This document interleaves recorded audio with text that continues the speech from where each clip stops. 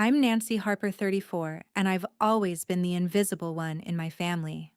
Last Wednesday, I was scrolling through Instagram when I saw a post about my sister's engagement party.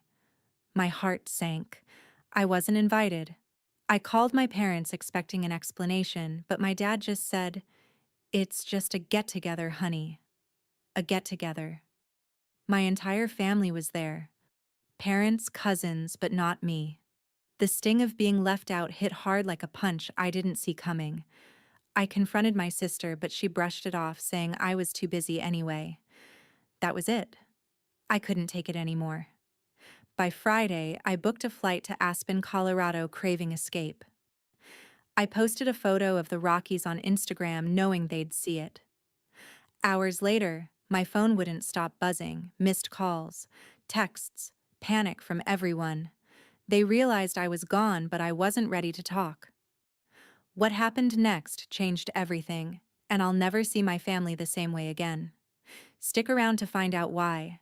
Have you ever been left out by your family? Drop your story in the comments and hit that subscribe button to see how I took back control. Growing up in Lincoln, Nebraska, I was always on the sidelines of my family. I'm Nancy Harper and my sister Ellen Harper. 5 years younger was my parents' everything. My parents, Lawrence and Shirley Harper, made their favoritism clear. When I was 10, I won a math competition, my first trophy gleaming in my hands. I thought Mom and Dad would finally notice me. Mom said, "That's nice," and turned to frame Ellen's finger painting. Dad took Ellen for ice cream, calling her his little artist. I hid my trophy in a drawer, my pride crushed. But Grandpa Milton saw me. He slipped me a worn copy of Charlotte's Web and whispered, "You're sharp, Nancy. Don't let anyone dim your light." His words were my anchor, the only time I felt seen. By 16, the pattern was unbreakable. For my birthday, I got a card with $10 inside, while Ellen at 11 got a new bike with a shiny bow. I started working at a diner after school, saving for college, knowing I'd get no help. Ellen got new clothes every season, no questions asked. Mom said Ellen needed more guidance, and Dad called her his dreamer. I stayed silent, earning a scholarship to the University of Nebraska for finance. Grandpa Milton was my lifeline. He'd call every Sunday asking about my classes, sharing stories of his bookkeeping days. "You've got my head for numbers," he'd say, his voice warm. No one else bothered to check in. At 20, in my sophomore year, I hit a breaking point. I was working 2 jobs, waitressing and tutoring, to cover rent and books. I asked Dad for a small loan after my car broke down. He said they were too tight because they'd just paid for Ellen's summer trip to Chicago for a marketing workshop. I took on extra shifts, exhausted. Ellen called me that year asking for help with her college applications. I stayed up nights editing her essays, driving her to interviews. She got into her top school but never said thanks. I told Grandpa Milton, expecting him to shrug it off. Instead, he sent me a silver locket with a note. "For my strongest girl." I clung to that locket, a reminder someone cared. Then, at 21, Grandpa Milton got sick. His heart was failing, and I'd visit him in the hospital, sitting by his bed, reading him my finance textbooks. He'd smile, weak but proud, saying, "You'll outshine them all, Nancy." When he passed away that spring, it felt like my world cracked open. I lost the only person who saw me, who believed in me. At his funeral, Mom and Dad focused on Ellen, comforting her as she sobbed. I stood alone, clutching his locket, my grief invisible. After that, I stopped expecting anything from my family. I graduated, built a career as a financial analyst, and bought a condo in Lincoln by 34. I invited Mom and Dad to see it, hoping for a flicker of pride. They came, but Dad talked about Ellen's new marketing job, and Mom asked if I could help with Ellen's wedding budget to Paul Myers. Ellen wasn't cruel, just clueless. She'd borrow my car without asking, call me to fix her finances, then forget I existed. Last Christmas, I spent hours balancing her wedding expenses. She promised coffee as thanks, but ditched me for a work event. Mom said Ellen's just busy, you know. I knotted the locket heavy around my neck. Without Grandpa Milton, I had no one to turn to. His absence made their neglect sharper like a wound that never healed. Mom and Dad poured their love into Ellen, her dreams, her engagement, her life. I'd try to share my wins, a promotion, a big client, but Mom would pivot to Ellen's latest project. Dad would say Ellen's got such a spark. I stopped trying. Grandpa Milton's words echoed in my head. Don't let anyone dim your light.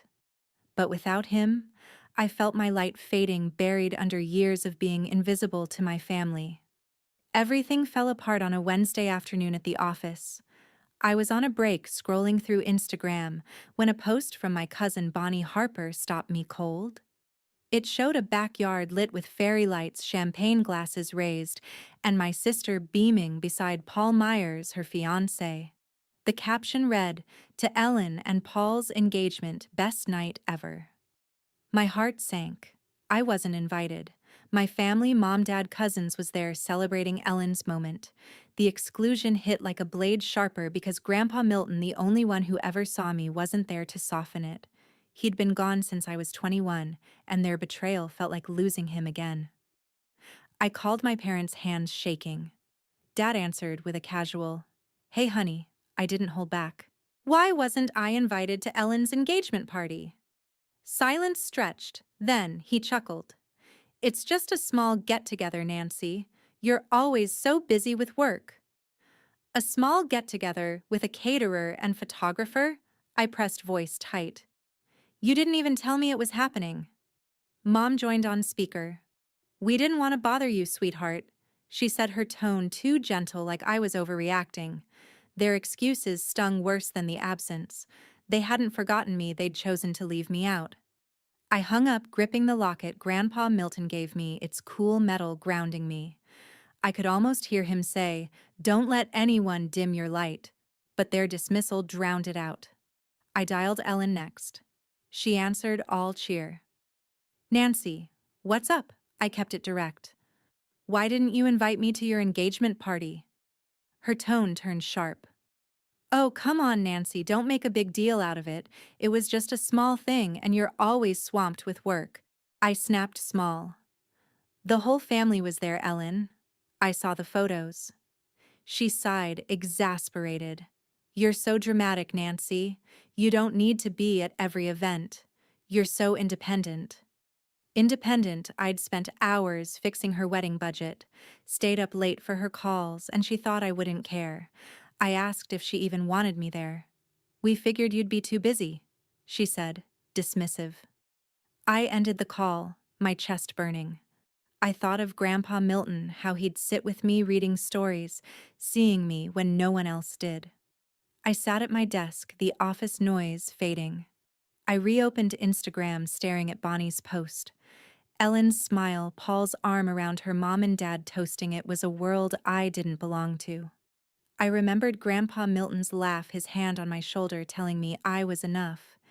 He'd died when I was 21, leaving me with no one to turn to. I texted Bonnie, desperate for answers. "Why didn't anyone tell me about the party?" Her reply was flippant. "I thought Ellen invited you." It was last minute. Last minute. The photos screamed planning. I didn't respond. The hurt wasn't just the party. It was every time Mom and Dad chose Ellen, every time she brushed me off. I'd built a life, my career, my condo, but they never saw it. That Wednesday, I hit my limit. I couldn't keep pretending their neglect didn't break me. By Friday, I couldn't take it anymore and booked a trip to Aspen. The sting of Wednesday's discovery, Ellen's engagement party, I wasn't invited to, my family's betrayal, drove me to escape Lincoln. I booked a last-minute flight and rented a cabin in the Rockies, craving solitude. I packed light, slipping Grandpa Milton's locket into my pocket, a quiet reminder of his belief in me. His words, "Don't let anyone dim your light," pushed me forward as I boarded the plane. This wasn't about their approval. This was for me. Aspen was crisp and quiet when I arrived Friday night. The cabin sat among pines, its windows framing jagged peaks. I stood on the porch, the silence washing over me. For years, I'd carried Mom and Dad's favoritism, Ellen's dismissals, but here I felt a spark of freedom. I could be Nancy Harper, not the sister or daughter they overlooked. On Saturday, I hiked a trail near Maroon Bells, the mountains sharp against the sky. I met Nathan Brooks, a climber with a calm smile, sketching by a stream.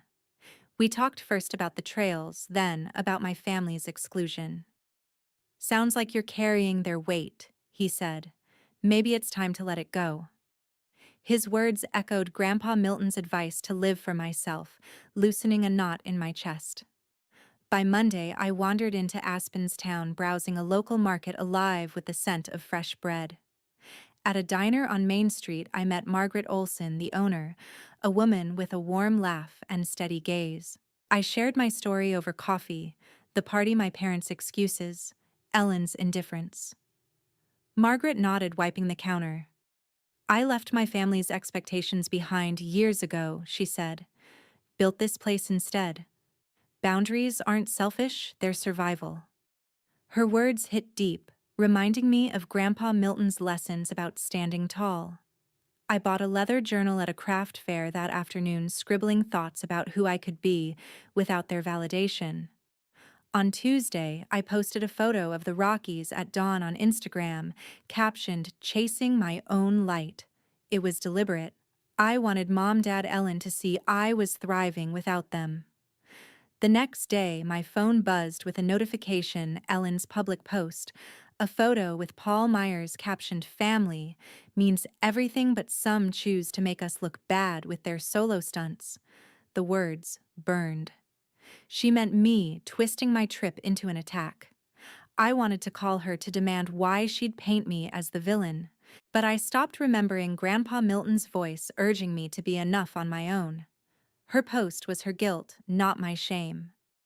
I didn't respond. By Thursday, I was back at Margaret's diner, writing in my journal. She refilled my coffee, smiling. "You look stronger," she said. I told her about Ellen's post, how I'd chosen silence. "Good," she said. "You're choosing yourself." I wrote, "My worth is mine." It felt like a vow. I thought of Grandpa Milton, how he'd sit with me as a kid, telling me I could be anything. I didn't need Mom, Dad, or Ellen to see me. His belief was enough. Aspen had shown me a new path, not running from my family, but building a life where their neglect couldn't touch me. As I walked through Aspen's glowing streets that evening, I felt a clarity I'd never known. The pain, Ellen's accusation, Mom and Dad's silence didn't define me. Nathan's advice, Margaret's strength, Grandpa Milton's lessons, they showed me my value was mine to claim. I'd spent years chasing their approval, but here I saw it. My worth didn't depend on them. I was done living in their shadow. I was ready to live for myself, to build a life on my own terms. By Saturday, my phone wouldn't stop buzzing. I was still in Aspen, sitting in a quiet cafe, the taste of black coffee grounding me after a week of carving out my own space. My Instagram post, "Chasing My Own Light," had just spread by my family in Lincoln, and they were in a frenzy. Notifications lit up my screen: messages from Mom, Dad, Ellen. The same family that excluded me from Ellen's engagement party now wanted my attention. I opened my phone, scanning their words, each one dripping with panic, not remorse. Dad Lawrence Harper texted first. "Nancy, this post is out of line. Call us now." Mom Shirley Harper sent a softer plea. "We're worried, sweetheart. Let's talk." Ellen's message cut deep. "Your stunt is embarrassing us. Stop it." Their urgency wasn't about me, it was about their image. They hadn't cared when they left me out of the party, but my public claim to freedom had them scrambling. I thought of Grandpa Milton, how he'd urged me as a kid to live my truth. His words steadied me as I read their demands. My phone rang. Bonnie Harper, my cousin. I picked up, bracing for her usual lightness, but her voice was tight. "Nancy, it's chaos here," she said. "Ellen's post about you making the family look bad backfired. People are commenting, saying she was wrong to exclude you. She and Paul Myers are fighting over it." I leaned back, processing. Ellen's attack on me had sparked a public debate, and Paul wasn't happy with the scrutiny. Bonnie hesitated, then added, "She's blaming you, but it's her mess." I nodded, though she couldn't see. Ellen's drama wasn't mine to fix. I scrolled through the messages again. Dad's tone grew sharper. This is humiliating, Nancy. Fix it. Mom tried guilt. We just want our family back together. Ellen sent another, "You're being selfish, stirring up trouble." Selfish? I'd spent years cleaning up their messes. Ellen's budgets, Mom's excuses, Dad's favoritism. Now my one post had them rattled. I could hear Grandpa Milton's voice telling me to stand tall, not bend to their expectations. I set the phone down, letting their words sit unanswered. I didn't owe them a response. At the cafe, I pulled out my journal, jotting down ideas for my life back in Lincoln, a new project, maybe a move. Bonnie's call replayed in my mind.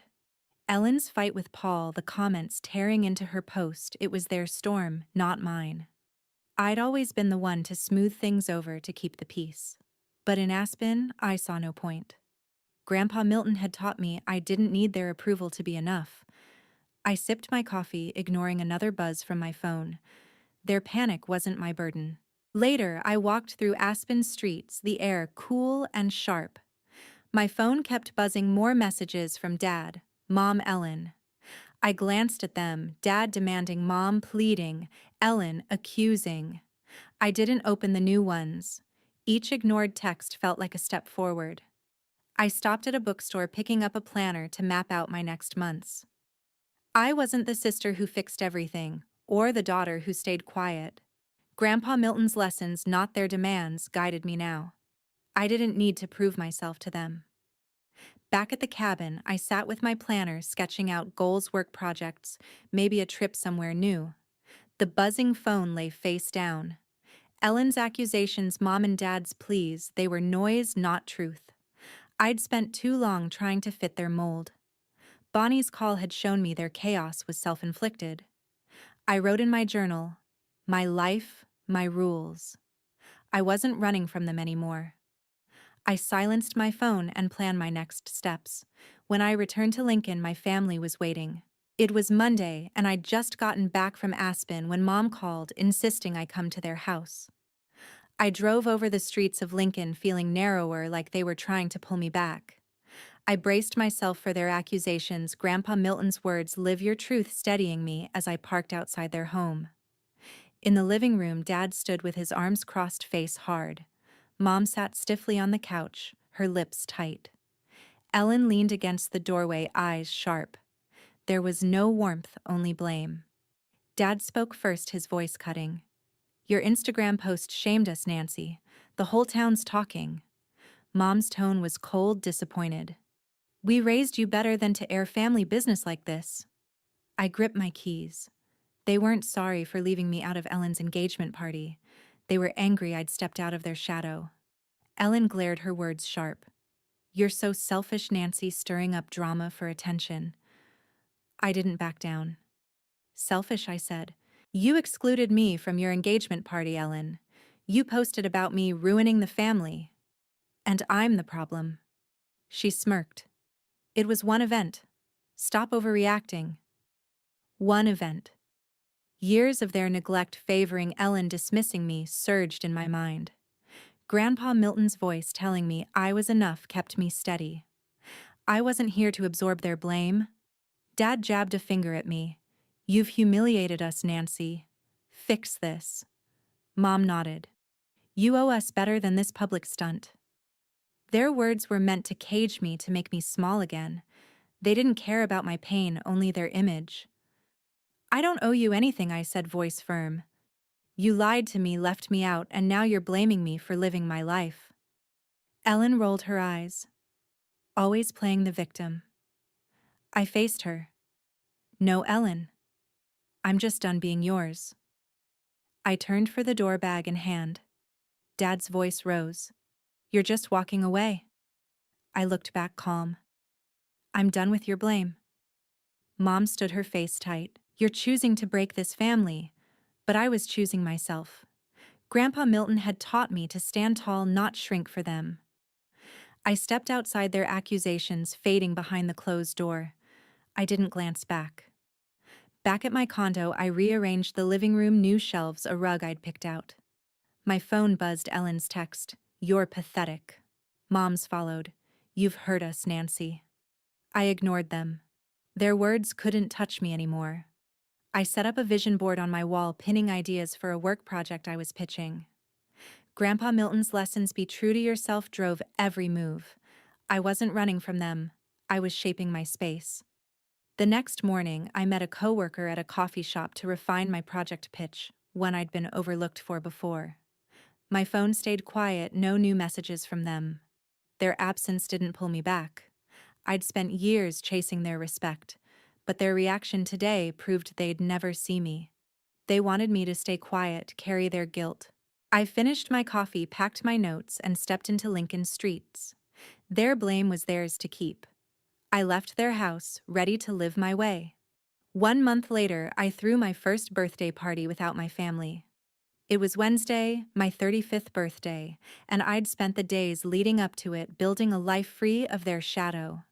At work, I'd secured a marketing campaign. I'd pitched one I'd been overlooked for before. I spent mornings in my Lincoln condo sketching ideas, pinning goals to a vision board above my desk.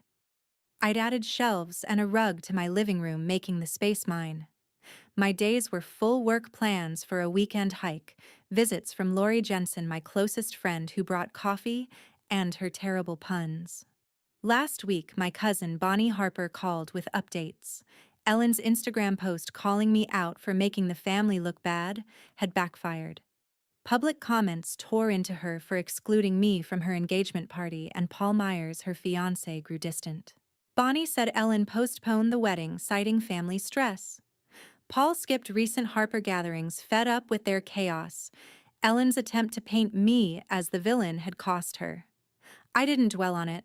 Her consequences weren't my burden. Dad Lawrence Harper and Mom Shirley Harper had faded from my life. Bonnie mentioned they'd asked about me, but no calls or texts came. I didn't invite them to my birthday, nor would I to future milestones. Their favoritism and blame had built a wall I no longer tried to scale. Letting them go wasn't loss, it was freedom. I'd learned to value myself without their validation, to build a life on my own terms.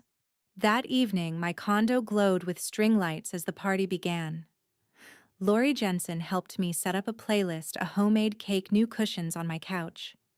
The absence of Dad, Mom, and Ellen didn't sting. I'd carved out a space that didn't need them to feel whole. Lori poured wine, grinning. "This place is all you, Nancy. No family drama allowed." I clinked my glass against hers, laughing. The party was small: coworkers, a neighbor, Lori, but it felt right. We danced to the playlist, shared stories over cake, and laughed under the soft glow. I didn't check my phone for messages from my family. They hadn't reached out since our confrontation, and I hadn't invited them. Their silence was their choice, just as this night was mine. As the night wound down, guests lingered, swapping final stories. Lori and I cleared plates, her hug warm and tight. "You're unstoppable, Nancy. Happy birthday." I smiled, stacking dishes. This night wasn't about proving anything to Dad, Mom, or Ellen. It was about living for myself. I'd learned self-respect meant drawing lines even if it cost me ties with them. Their absence didn't define me. My choices did. I touched the locket Grandpa Milton gave me, a reminder of my worth. His belief in me anchored my resolve to keep moving forward. After everyone left, I locked up, checking my phone. No texts from my family, only birthday wishes from friends. I'd built a life free of their blame. Ellen's postponed wedding, Dad and Mom's isolation, they were reaping what they'd sown. I'd chosen to honor my worth, to walk away. Self-respect wasn't just standing up, it was letting go. I raised a glass alone, my future mine to shape. To everyone who's followed my story, thank you for listening. I've learned that setting boundaries can hurt, but it's how we honor our worth. What's your story? Have you ever chosen yourself over family?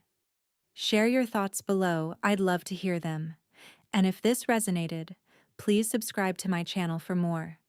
Your support means everything.